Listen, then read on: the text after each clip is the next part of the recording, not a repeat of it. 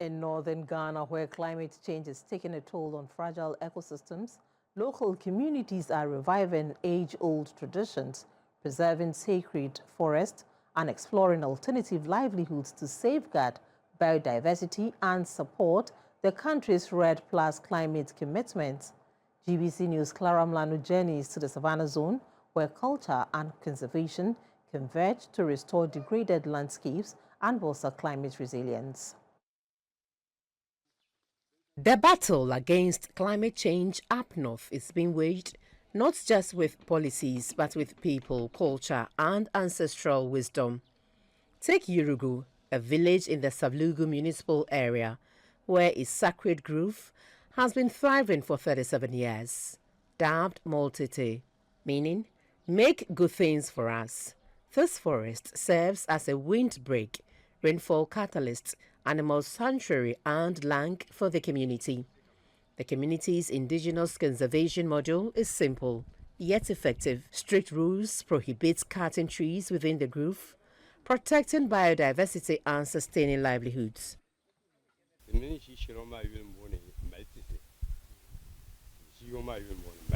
7 years back, we began to protect this forest, and there are rules that nobody should cut any plant within this area. Why are we doing this?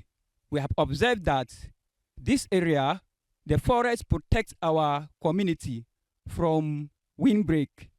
It also helps in facilitating the rainfall.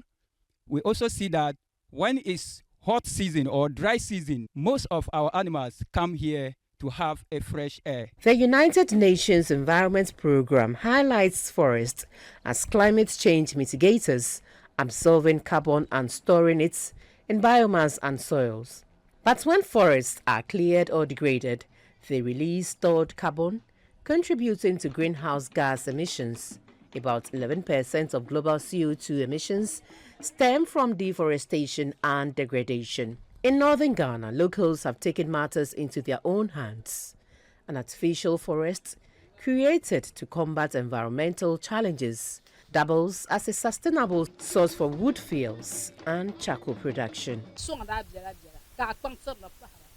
We will be so happy that if we can get assistance to expand this forest and preserve it and protect it, and also get some wild animals inside it, so that we can wire it and it will serve as a tourist sector for our community, so that it will bring more income to this community. In Bachadobo, communities are brewing a resilient future through alternative livelihoods. Meet Meirara Bunji Urigisi, part of a 13-women beekeeping group, who credits honey production introduced by Canadian NGO Feed the Children in 2021 with transforming their lives. The women harvest around 2,000 cedis annually from bee sales, funding school essentials and family needs. To them, honey is a lifeline, medicine, food and cultural treasure. I use the money to get their properties for them. And through the honey, I get to know that honey is something good for human being and human use. If somebody is sick, they can use honey to treat the person when the person is getting heart disease, coughing, for example. When they use the honey to treat the person will be well. In the Iwawo, Mohammed Kamil Dama of the Global Landscapes Forum, Tamale chapter, highlights the threats of unsustainable land use and chemical-heavy farming. He believes the solution is agroecology.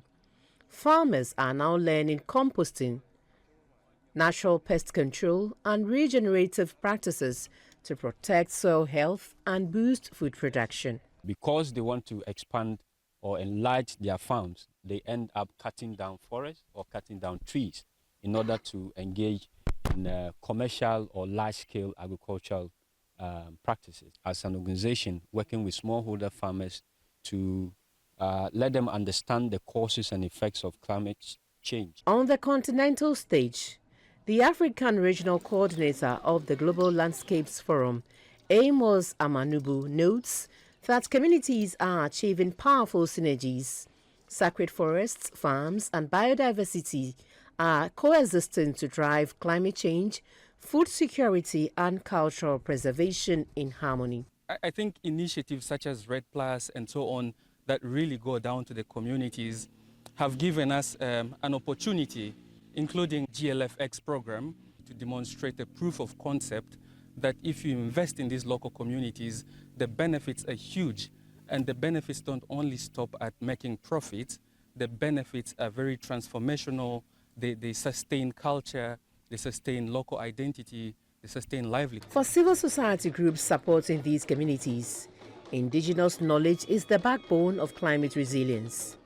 RAIN's Executive Director, Hadi Tijani, says protecting sacred groves, reviving indigenous seeds, and strengthening traditional practices are empowering communities to adapt to climate shocks while preserving biodiversity and cultural identity. Ghana's REDD+ journey is ahead of many countries, but there's room to grow. Joseph Asante, REDD+ policy expert, highlights the need for policy refreshes and investing in community-led action, especially in climate-vulnerable northern regions. For instance, the forest and wildlife policy is more than 12 years now. A lot has changed over the period. It needs to be revisited so that we tap into that policies for REDD+ implementation. With support from the Forestry Commission, EPA, and local assemblies, RAINS is helping communities revive endangered tree species and restore degraded landscapes. For them, climate action is tangible, rooted in land, culture, and collective responsibility. It proves that solutions to climate change aren't new. They lie in letting people and nature thrive together. Clara Mlano, GBC News, Northern Region.